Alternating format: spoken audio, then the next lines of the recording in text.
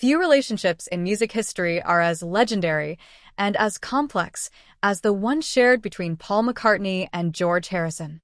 Together, they helped shape the Beatles into the most iconic and influential band of all time.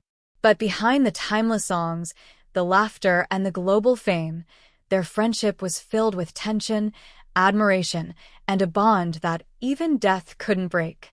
Now, at 83, Paul McCartney is finally opening up about what really happened between him and George, and his words are deeply emotional.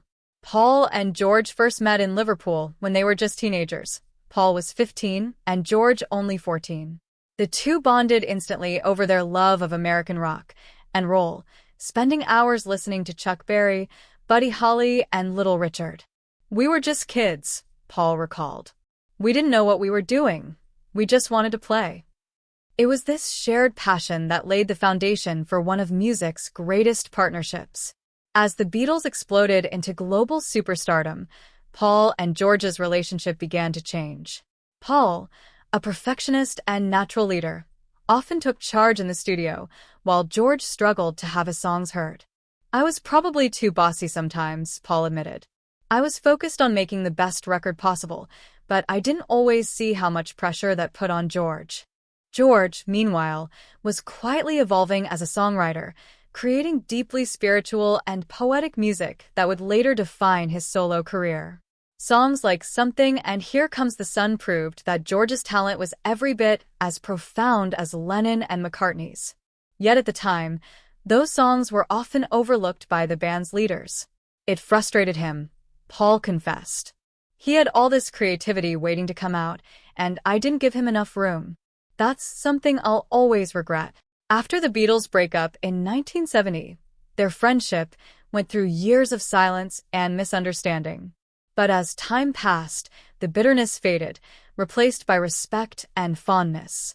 "We went through so much together," Paul said. "You can't stay angry at someone who's been part of your soul." When George fell ill with cancer in the late 1990s, Paul made sure to visit him. Their final meeting remains one of the most touching moments of Paul's life. "I held his hand," he remembered softly. "We didn't need to say much. We just looked at each other. It was like being back in Liverpool again, two boys dreaming about music." After George's death in 2001, Paul began performing Something during his concerts as a tribute. "It's my way of saying I love you," Paul said. "Every time I play it, I feel him there. I can still hear his laugh, see his smile." At 83, Paul's reflections aren't about fame or glory. They're about brotherhood, forgiveness, and love. "George wasn't just my bandmate," he said. "He was my little brother. We fought like brothers, laughed like brothers, and loved like brothers. I miss him every day." Their story is more than just a piece of rock history. It's a reminder that even in the midst of fame, the most powerful thing the Beatles ever created wasn't just their music, but their bond.